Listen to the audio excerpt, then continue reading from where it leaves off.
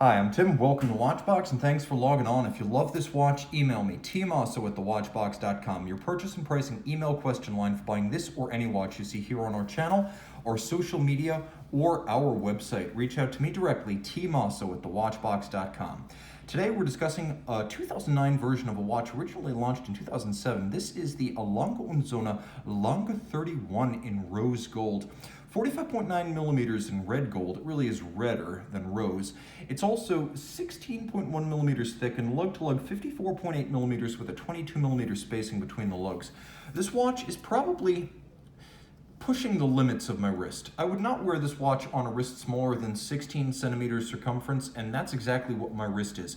16 centimeters circumference, and it's a lot of hardware. It'll fit underneath the jacket cuff, but uncommonly for Lange watches, it's probably too steep and a little bit too tall for tight dress sleeves. Let's take a look at the hardware and the software.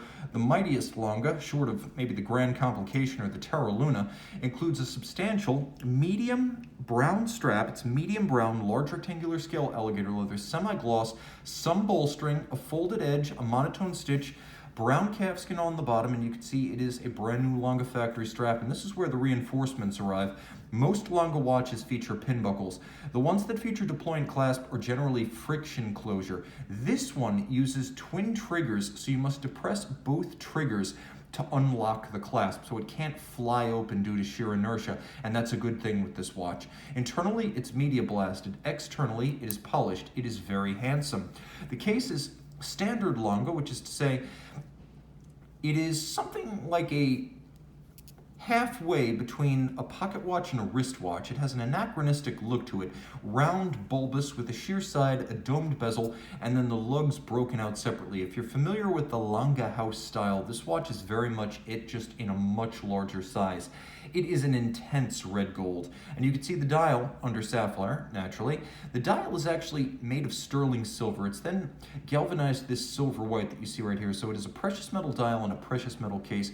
You have the 31-day power reserve, and no matter how long you wind, and I know because I've tried, you cannot manually wind the Lange 31.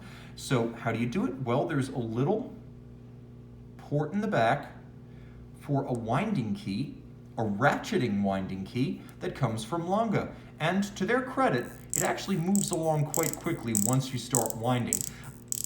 It winds more rapidly and more easily than many manual wind watches with long power reserves. Now, there's also a double-digit date, the Panorama datum, and its action is akin to that of a fine column wheel chronograph, so it's a pleasure to use.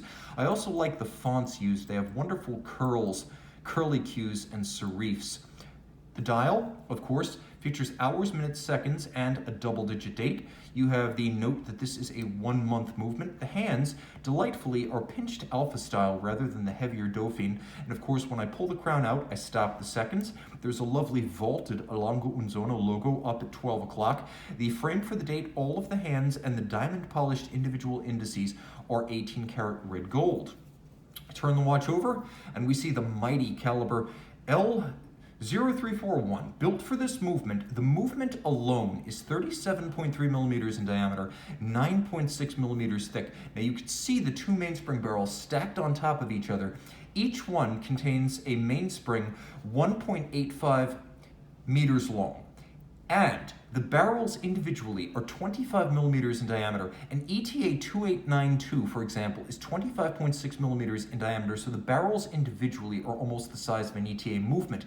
Now, the two barrels provide energy for 31 days, yet in spite of the huge amount of force exerted by those barrels, the balance will never start knocking or overbanking because there is a constant force device, a remontoir d'égalité, that buffers the energy between the barrels and the escapement. So this was before the Zeitwerk. Remember, that came out in 2009. This model launched back in 2007 in platinum.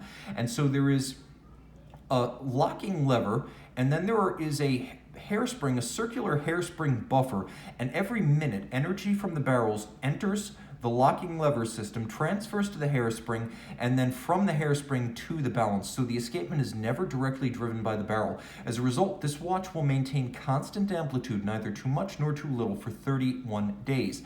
Now, of course, you can see the hacking seconds function in action. It beats away at 21,600 vibrations per hour.